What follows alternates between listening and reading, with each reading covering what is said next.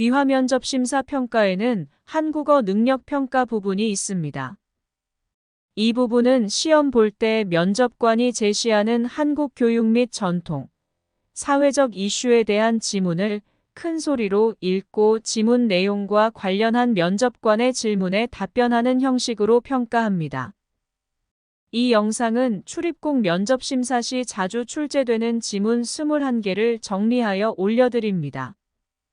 그리고 이 영상의 순서와 동일하게 귀화 면접 심사 읽기와 말하기 책을 출간하였습니다. 귀화 면접 심사 시험에서 읽기와 말하기는 이 영상과 책으로 완전 정복 가능할 것입니다. 면접관 앞에서 지문을 읽을 때 지문의 뜻을 이해하면서 최대한 정확한 발음으로 읽고 질문에 답하세요. 귀화 면접 시험에 하루빨리 합격하여 자랑스러운 한국인이 되시기를 바랍니다. 한국의 전통 결혼식. 전통 결혼식에는 주례가 없고 결혼 절차를 진행하는 사회자만 있다. 신랑과 신부는 혼례상을 마주보고 서로 절을 하고 술을 나눠 마시며 끝까지 함께 할 것을 약속한다. 혼례상 위에는 대추와 밤, 소나무, 대나무, 기러기, 암탉과 수탉 등이 있다. 이러한 것들은 모두 특별한 의미를 가지고 있다. 예를 들면 기러기는 사이좋은 부부관계를 나타내고 대추와 밤은 많은 자녀를 상징한다. 신부는 아름다운 예복을 입고 족두리를 머리에 쓴다. 붉은색이 나쁜 것을 막아준다고 믿기 때문에 두 볼에는 연지, 이마에는 곤지를 찍는다. 신랑과 신부는 결혼식에서 무엇을 합니까? 신랑과 신부는 혼례상을 마주보고 서로 절을 하고 술을 나눠 마시며 끝까지 함께 할 것을 약속합니다. 혼례상 위에는 무엇이 있습니까? 혼례상 위에는 대추와 밤, 소나무, 대나무, 기러기, 암탉과 수탉 등이 있습니다. 기러기는 무엇을 상징합니까? 기러기는 사이좋은 부부관계를 상징합니다. 대추와 밤은 무엇을 상징합니까? 대추와 밤은 많은 자녀를 상징합니다. 두 볼의 연지 이마에는 곤지를 찍는 이유는 무엇입니까? 붉은색이 나쁜 것을 막아준다고 믿기 때문입니다. 한국의 전통 혼례. 한국의 전통 혼례는 신부의 집에서 치르는 것이 관례입니다. 신부 집에서는 혼례일을 정하고 신랑 집에서는 혼례 전날에 옷감과 편지가 든 함을 신부 집으로 보냈습니다. 혼례 전날 신부는 두 볼의 연지를, 이마에는 곤지를 찍었습니다. 붉은색은 나쁜 것을 막아준다고 믿었기 때문입니다. 마주보고 서 있는 신랑과 신부의 한가운데 놓인 상에는 암수 한 쌍의 나무로 만든 기러기를 올려놨습니다. 기러기는 부부가 평생 헤어지지 말고 행복하게 살라는 의미를 담고 있습니다. 신랑과 신부는 서로 절을 하고 술잔을 나눈 뒤 부부로서 서로가 하나 됨을 약속하였습니다. 혼례를 치르고 나면 부부는 집안 어른들께 패백을 드렸습니다. 가족들은 신부에게 대추와 밤을 던져주며 자식을 많이 낳고 복되게 살라고 기원해 주었습니다. 전통 혼례의 날짜는 누가 정하고 누구의 집에서 식을 올리나요?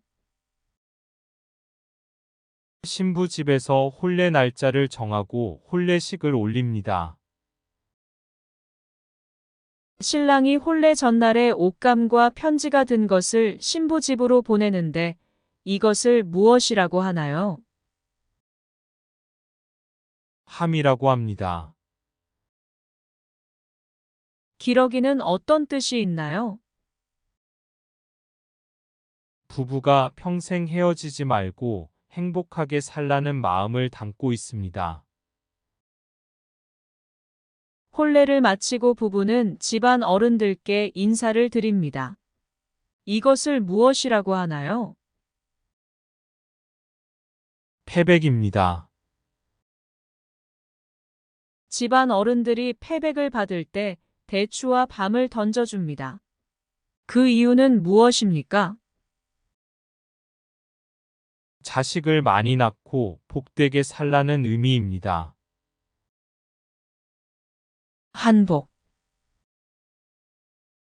법무부에서 출간한 자랑스러운 한국인 책을 바탕으로 단답형 질문에 대한 책을 출간하였습니다. 총 15편 및 기출문제 세트 2개로 구성되었습니다. 각 편은 모두 동영상으로 제작되어 있습니다. 그리고 각 편 내용에서는 문제와 답 부분과 자가 테스트를 할 수 있는 문제 부분으로 구성되어 있습니다. 책과 영상으로 귀화면 접심사 완전 정복하시기를 바랍니다. 자세한 내용은 댓글을 참조하세요. 한복은 한국인의 전통적인 옷이다. 한복은 시대에 따라 모양이 달랐는데 요즘의 한복은 조선시대의 형태가 전해진 것이다. 남자는 바지와 저고리를 기본적으로 하고 외출할 때는 두루마기를 입는다. 여자는 치마와 저고리를 기본적으로 하고 외출할 때는 장옷을 입는다. 넉넉한 바지와 치마는 앉아서 생활하기 편하도록 만들어졌다. 남녀 모두 발에는 버선을 신었다. 여름에는 삼배나 모시로 옷을 만들어 시원하게 입고 지냈으며 겨울에는 비단이나 솜으로 옷을 만들어 따뜻하게 입고 지냈다. 요즘 한복은 명절, 결혼식, 돌잔치 등과 같은 특별한 날에 입는 옷이 되었고 일상생활에서 한복을 입는 경우는 그리 많지 않다. 집 밖에서의 활동이 많은 현대 사회의 특성에 비추어 볼 때 한복을 입는 것이 다소 번거로울 수 있기 때문이다. 한편 한복의 전통성을 살리면서 일상생활에서 입기 편리하도록 개량하여 만든 생활한복이 꾸준한 인기를 끌고 있다. 한국인의 전통 옷을 무엇이라고 합니까? 한복입니다. 남자와 여자가 외출할 때 한복 위에 입었던 옷을 무엇이라고 하나요? 남자는 두루마기, 여자는 장옷을 입었습니다. 요즘 한복은 어느 시대의 형태가 전해진 것입니까? 요즘 한복은 조선시대의 형태가 전해진 것입니다. 요즘의 양말처럼 한복을 입을 때 발에 신는 것은 무엇입니까? 버선입니다. 한복은 무엇으로 만듭니까? 여름에는 삼배나 모시로 만들고 겨울에는 비단이나 솜으로 만들었습니다. 남자 한복의 옷차림에 대해 말해보세요. 남자는 바지와 저고리를 기본으로 하고 외출할 때는 두루마기를 입었습니다. 여자 한복의 옷차림에 대해 말해보세요. 여자는 치마와 저고리를 기본으로 하고 외출할 때는 장옷을 입었습니다. 예전에 한국 사람들은 여름과 겨울에 한복을 어떻게 다르게 입었습니까? 여름에는 삼배나 모시로 만들어 시원하게 입고 겨울에는 비단이나 솜으로 만들어 따뜻하게 입었습니다. 바지와 치마를 넉넉하게 만든 이유는 무엇입니까? 앉아서 생활하기 편리하도록 하기 위해 넉넉하게 만들었습니다. 남녀 모두 발에는 무엇을 신었습니까? 발에는 남녀 모두 버선을 신었습니다. 일상생활에서 한복을 입는 경우가 그리 많지 않은 이유는 무엇입니까? 집 밖에서의 활동이 많은 현대 사회의 특성상 다소 번거로울 수 있기 때문입니다. 생활 한복은 왜 꾸준한 인기를 얻고 있나요? 한복의 전통성을 살리면서도 일상생활에서 편리하도록 개량하여 만든 한복이기 때문입니다. 한옥. 한옥은 한국의 전통적인 집이다. 집의 위치를 중요하게 생각하는 한국에서는 집 뒤에 산이 있어 바람을 막을 수 있고 집 앞에 강이 있어 물을 구하기 쉬운 곳에 지은 집을 좋은 집이라고 한다. 또한 햇볕이 잘 들어오도록 남쪽으로 바라보고 지은 남향집을 선호했다.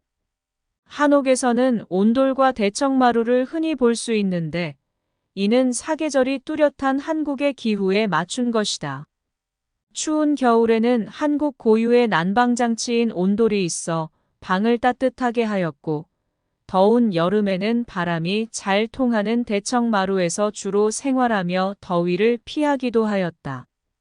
한옥은 지붕을 만드는 재료에 따라 기와집과 초가집으로 나뉜다. 초가집은 추수한 뒤에 생긴 볏짚을 지붕에 얹은 집으로 주로 서민들의 집에 많이 사용되었다. 기와집은 흙으로 만들어 구운 기와를 지붕에 얹은 집으로 주로 양반들의 집에 많이 사용되었다. 한국의 전통적인 집을 무엇이라고 합니까? 한옥이라고 합니다. 한국에서는 어떤 집을 좋은 집이라고 합니까?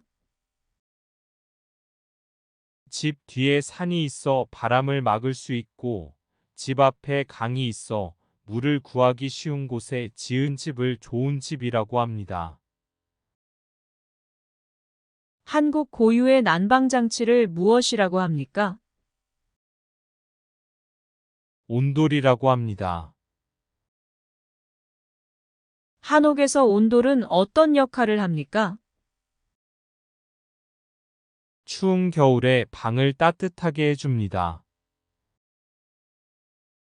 대청마루는 어떤 역할을 합니까? 더운 여름에 바람이 잘 통하여 더위를 피할 수 있습니다. 한국 사람들은 어떤 집을 선호합니까? 햇볕이 잘 들어오도록 남쪽으로 지은 남향집을 선호합니다. 초가집 지붕에는 무엇을 얹었습니까? 초가집은 추수한 뒤에 생긴 볏짚을 지붕에 얹었습니다. 초가집에는 주로 누가 살았습니까? 초가집에는 주로 서민들이 살았습니다. 기와집 지붕에는 무엇을 얹었습니까?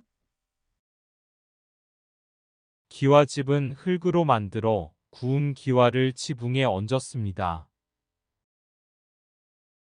기와집에서는 주로 누가 살았습니까? 기와집에서는 주로 양반들이 살았습니다. 정의의 여신상. 법을 지키는 것은 한국에서 살아가는 사람들이 기본적으로 지켜야 할 태도이다. 한국에서 생활하는 외국인들도 법을 잘 지켜야 한다. 법을 잘 지킴으로써 스스로의 권리와 다른 사람의 권리를 더 잘 보장할 수 있다는 것도 기억해야 한다. 서울특별시 서초구 서초동에 있는 대법원에는 정의의 여신상이 있다. 정의의 여신상은 오늘날 한국의 법이 추구하는 모습을 상징하고 있다. 정의의 여신상은 한 손에는 저울을, 다른 한 손에는 법전을 들고 있으며 두 눈은 뜨고 있다. 법전은 누구나 법에 따라 공정하게 재판한다는 것을 뜻하며 저울은 모든 사람의 권리나 잘잘못을 올바르게 판단하겠다는 뜻이다. 그리고 두 눈을 뜨고 있는 것은 사회적 약자를 적극적으로 돕겠다는 의미를 담고 있다.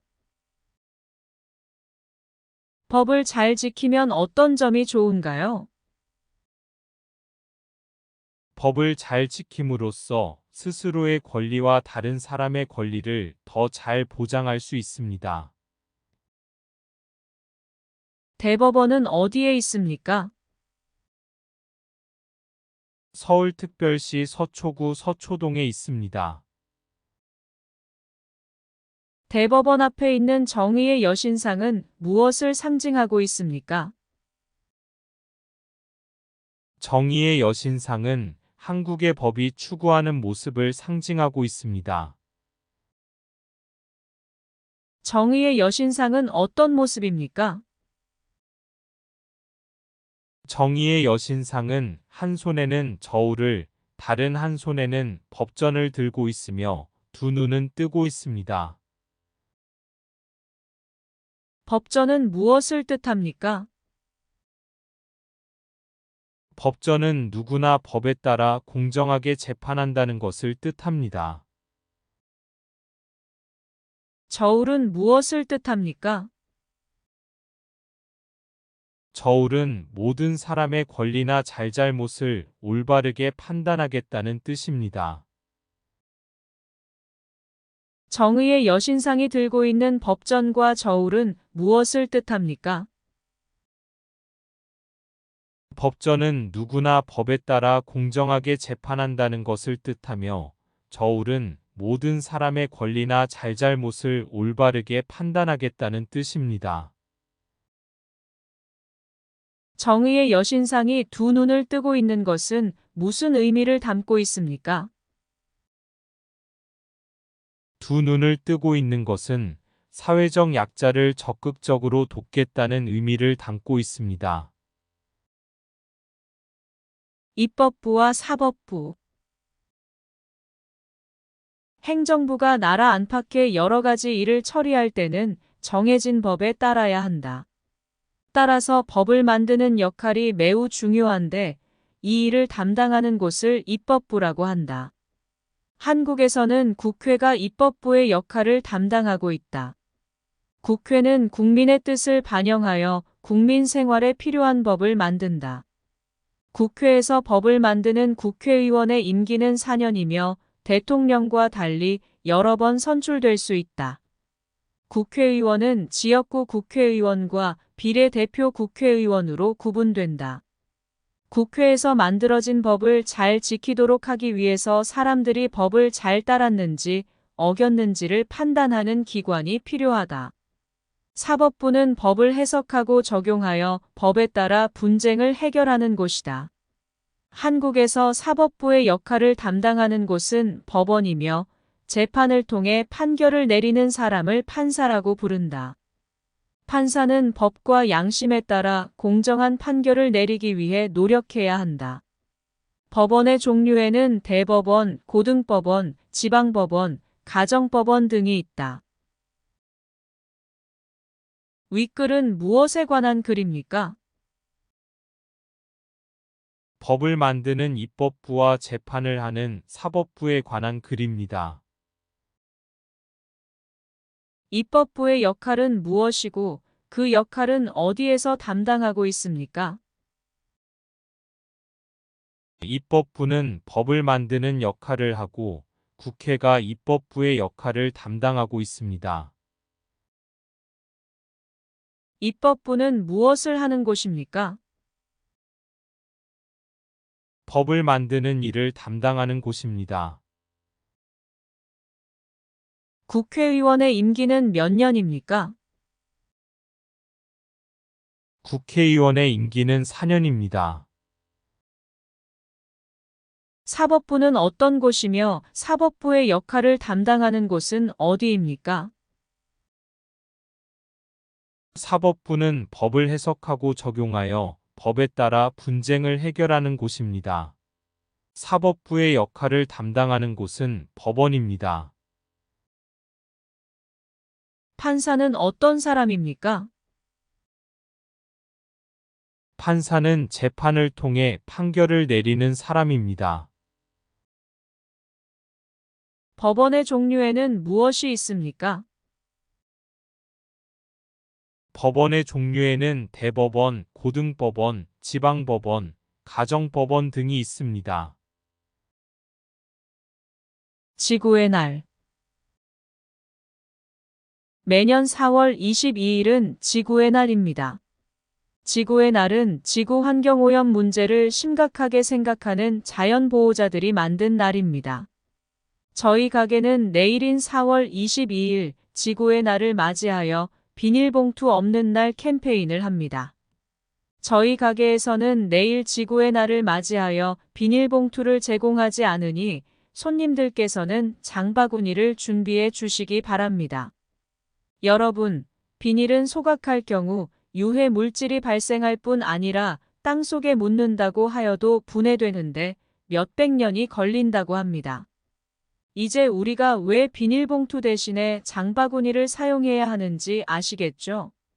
이날 장바구니를 준비해서 매장을 방문하는 고객님께는 100원을 돌려드립니다. 지구의 날은 누가 만들었습니까? 지구 환경 오염 문제를 심각하게 생각하는 자연 보호자들이 만들었습니다. 4월 22일에 이 가게에 물건을 사러 갈 때 준비해야 할 것은 무엇입니까? 장바구니입니다. 4월 22일에 이 가게에 장바구니를 가져가면 좋은 점은 무엇입니까? 100원을 돌려드립니다. 비닐은 땅에 매립하면 분해되는데 얼마나 걸립니까? 분해되는데 몇백 년이 걸립니다. 이 가게는 내일 어떤 캠페인을 합니까? 비닐봉투 없는 날 캠페인을 합니다. 왜 비닐봉투 대신 장바구니를 사용해야 합니까?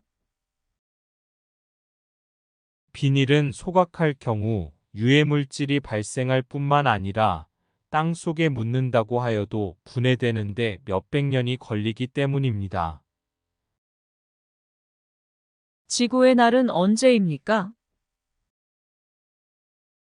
지구의 날은 매년 4월 22일입니다. 4월 22일에 이 가게에서 제공하지 않는 것은 무엇입니까? 비닐봉투입니다. 비닐 쇼핑백. 비닐 쇼핑백은 태우면 나쁜 물질이 발생하고 땅에 묻으면 다 썩는데 몇백 년이 걸린다. 따라서 환경을 위해 가능하면 사용을 줄이는 것이 좋다. 이에 우리 제과점은 다가오는 4월 5일 식목일을 맞아 전국 지점에서 일회용 비닐 쇼핑백을 제공하지 않는 비닐 쇼핑백 없는 날을 운영한다고 밝혔다. 이날 우리 제과점은 일회용 비닐 쇼핑백 제공을 중단하고 쇼핑백을 원하는 고객에게는 비닐 쇼핑백 대신 종이 봉투를 제공할 예정이다. 이와 함께 장바구니 사용 협조를 부탁하는 포스터를 매장에 부착하는 등 고객에게 환경 보호를 위해 비닐 쇼핑백 대신에 장바구니를 사용할 것을 권고하는 홍보를 할 예정이다. 왜 비닐 쇼핑백 사용을 줄여야 합니까? 비닐 쇼핑백은 태우면 나쁜 물질이 발생하고 땅에 묻으면 다 썩는데 몇백 년이 걸리기 때문에 사용을 줄여야 합니다. 제과점에서는 4월 5일에 무엇을 운영합니까? 제과점은 다가오는 4월 5일 식목일을 맞아 전국 지점에서 일회용 비닐 쇼핑백을 제공하지 않는 비닐 쇼핑백 없는 날을 운영합니다. 제과점은 4월 5일에 무슨 봉투를 제공합니까? 비닐 쇼핑백 대신에 종이봉투를 제공합니다. 제과점 매장에서는 무슨 홍보를 할 예정입니까? 환경 보호를 위해 비닐 쇼핑백 대신에 장바구니를 사용할 것을 권고하는 홍보를 할 예정입니다. 구독과 좋아요 부탁드립니다. 더 좋은 영상으로 보답하겠습니다. 한국의 저출산 문제. 한국은 현재 저출산 고령화 문제가 심각한 상황이다. 그렇다면 출산율이 낮은 이유는 무엇일까요? 이에 대해 한국인을 대상으로 조사한 결과 교육비가 부담스럽다는 의견이 54.4%로 가장 높게 나타났습니다.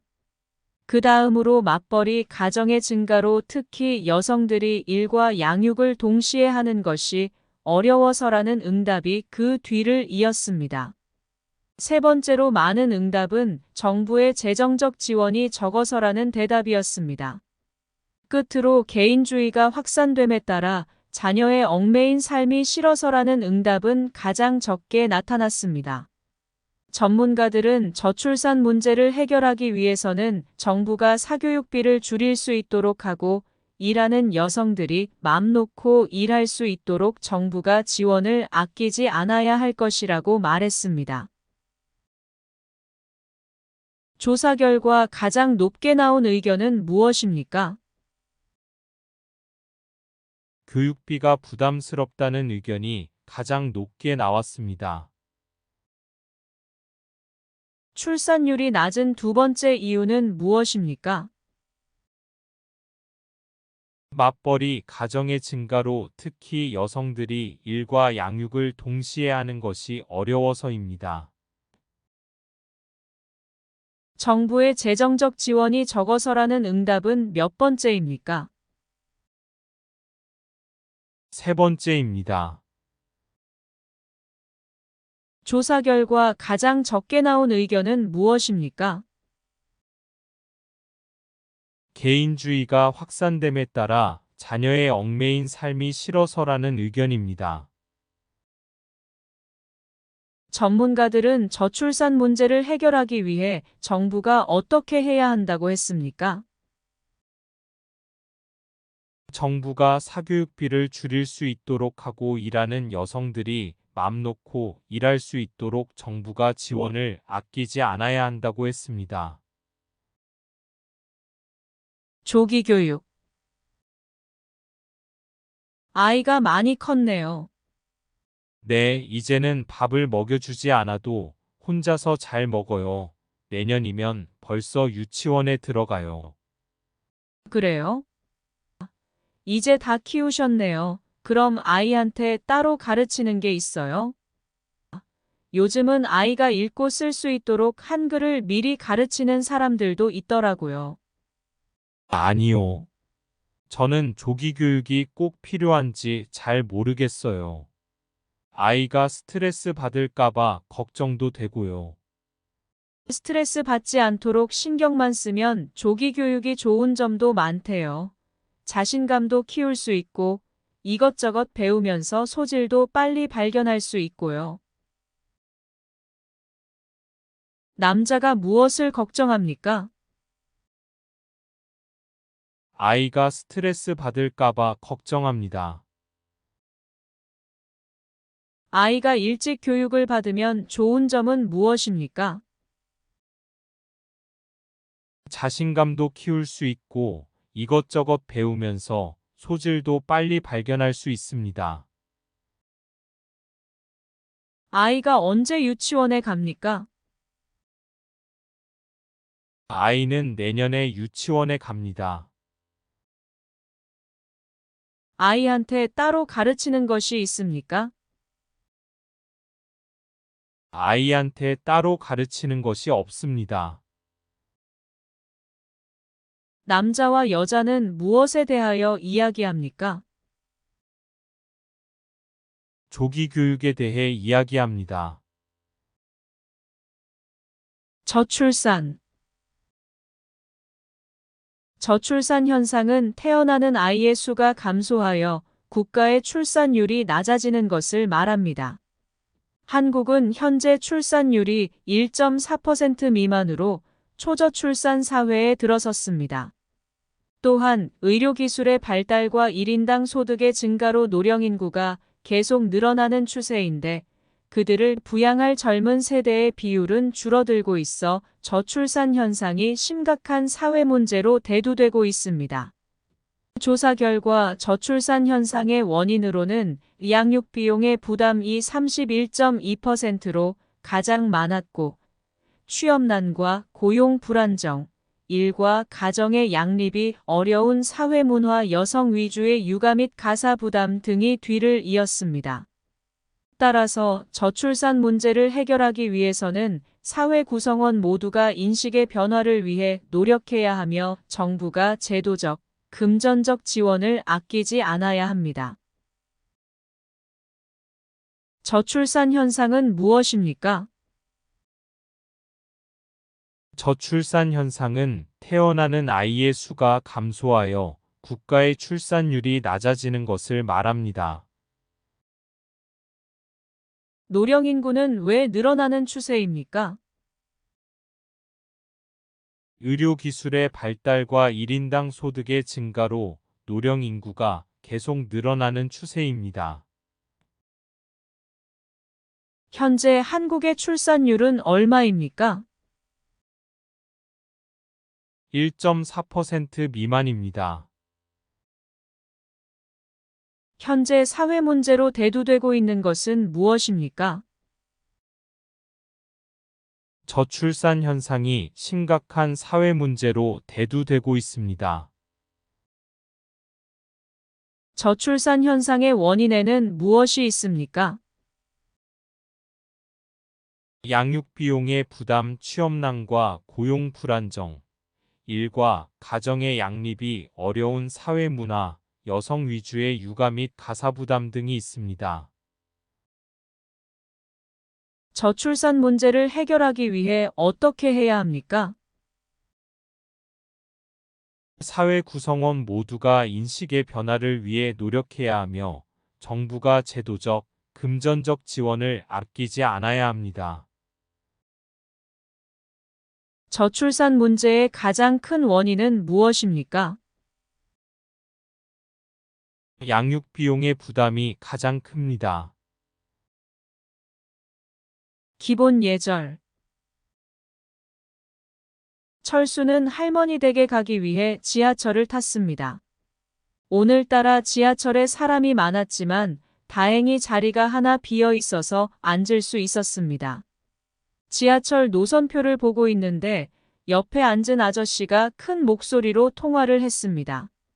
철수는 아저씨의 통화 소리가 시끄러워 인상을 찌푸렸습니다. 다음 정류장에서 아저씨가 내린 후 어린아이가 부모님과 함께 탔습니다. 아이는 엄마의 손을 놓고 열차 안을 뛰어다니다 엄마에게 혼이 났습니다. 문이 닫히기 직전에 양손 가득 짐을 든 할머니가 타셨습니다. 철수는 자리에서 일어나 할머니의 짐을 들어드리고 자신의 자리를 할머니께 양보했습니다. 철수는 어디에 갑니까? 철수는 할머니 댁에 갑니다. 철수는 왜 인상을 찌푸렸습니까? 옆에 앉은 아저씨가 큰 소리로 통화를 해서 인상을 찌푸렸습니다. 어린아이는 왜 엄마에게 혼이 났습니까? 열차 안을 뛰어다니다 엄마에게 혼이 났습니다. 짐을 가득 든 할머니를 보고 철수는 어떻게 하였습니까? 철수는 할머니의 짐을 들어드리고 자신의 자리를 할머니께 양보했습니다. 한강의 기적. 작은 영토와 자원이 부족했던 한국은 1960년대 국민소득 78달러로 세계에서 가장 가난한 나라였습니다. 하지만 현재 한국은 국민소득 3만 달러, 세계 10위권의 무역 거래량을 가진 나라로 발전했습니다. 이러한 한국의 약 50여 년 만의 급격한 경제 성장을 세계에서는 한강의 기적이라고 합니다.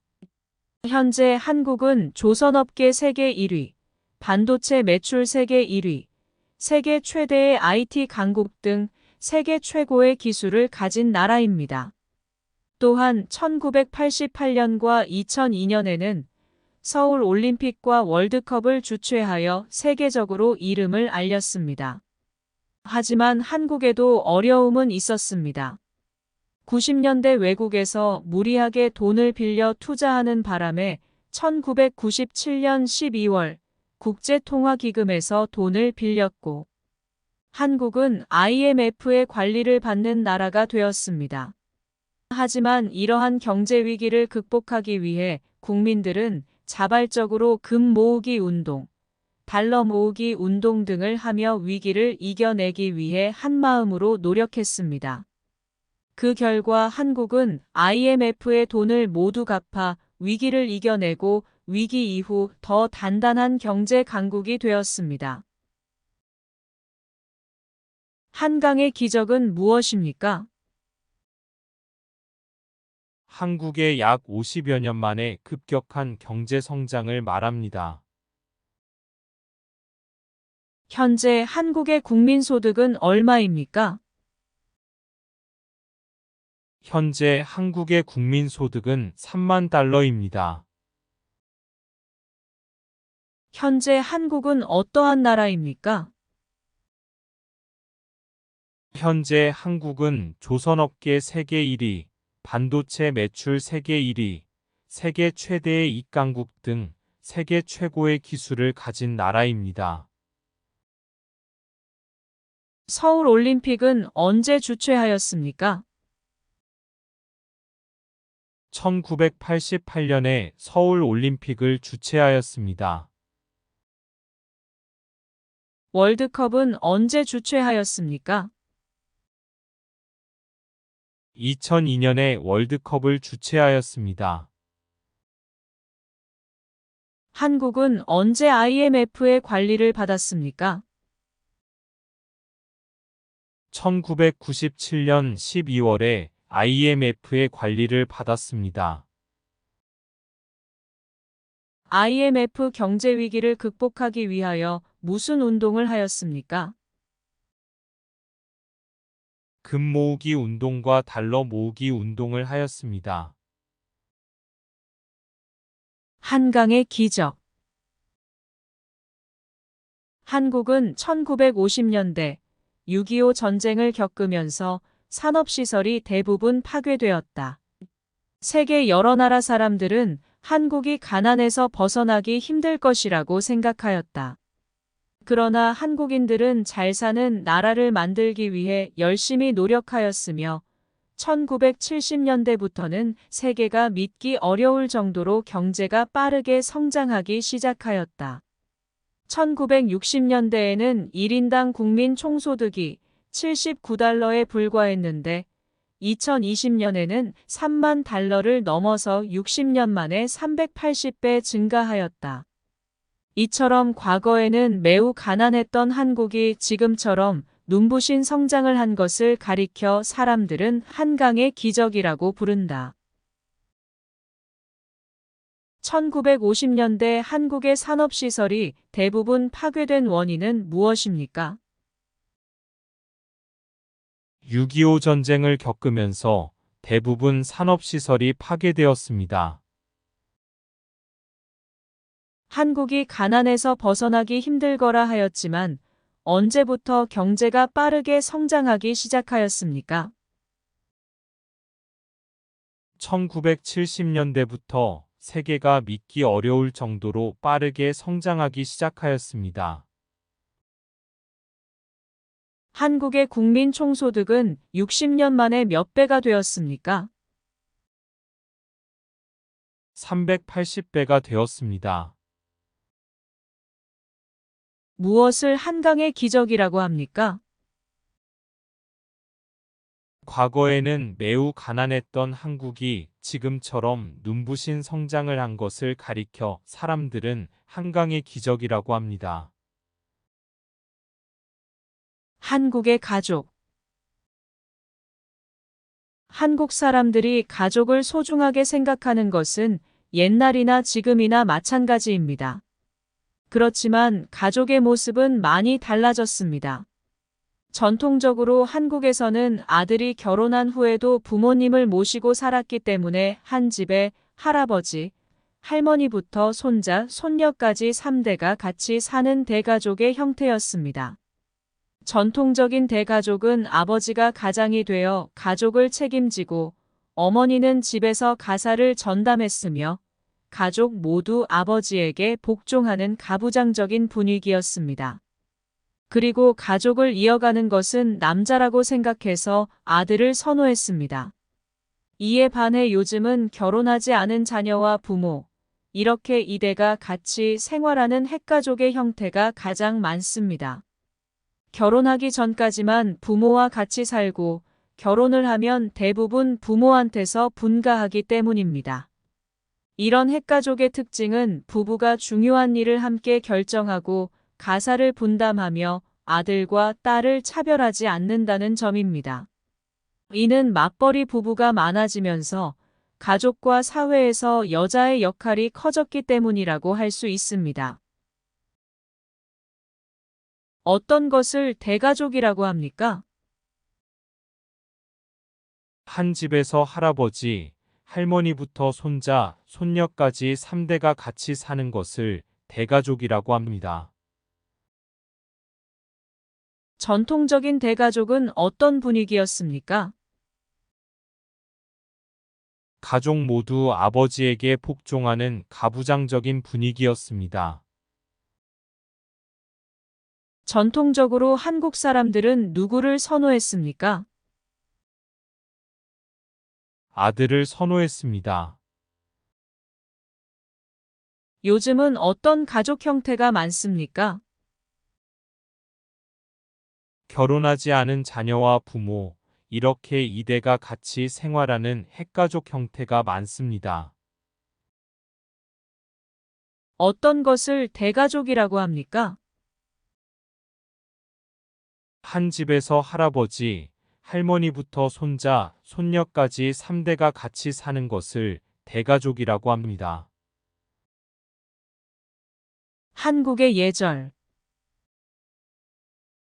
한국 사람들은 전통적으로 예의범절을 중시해왔다. 오늘날은 과거에 비해서 그러한 전통이 약해졌지만 그래도 여전히 한국 사회의 중요한 문화로 남아있다.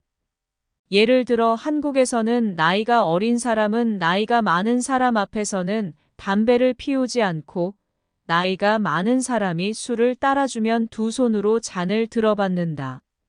식사 때에는 어른이 수저를 들어야 식사를 시작하고 먼저 식사를 시작하지 않는다. 또한 버스나 지하철에서 나이가 많은 사람에게 자리를 양보하기도 한다. 자녀들은 취직하여 첫 월급을 받으면 부모님께 감사하는 의미로 속옷을 선물하는 관습도 있다. 외국인이 한국어를 배울 때 가장 큰 어려움 중 하나가 높임말이다. 이 높임말도 예의를 중시하는 한국 문화와 관련이 깊다. 한국 사람들은 전통적으로 무엇을 중시합니까? 예의범절을 중시합니다. 한국에서는 나이 많은 사람이 술을 따라주면 어떻게 합니까? 두 손으로 잔을 들어받습니다. 자녀들은 첫 월급을 받으면 부모님께 무엇을 선물합니까? 속옷을 선물합니다. 한국에서는 어른과 식사할 때에는 어떻게 합니까? 어른이 수저를 들어야 식사를 시작하고 먼저 식사를 시작하지 않습니다. 한국어를 배울 때 가장 어려움 중 하나는 무엇입니까? 높임말입니다. 축의금과 조의금. 한국 사람들은 결혼식을 주로 예식장, 호텔 또는 교회나 성당에서 한다. 결혼식에 온 하객들은 축하하는 뜻으로 신랑 댁, 신부 댁에 돈을 내는데 이를 축의금이라고 한다. 축의금은 보통 하얀 봉투에 돈을 넣어 개인적으로 내지만 직장 동료인 경우에는 함께 모아서 내기도 한다.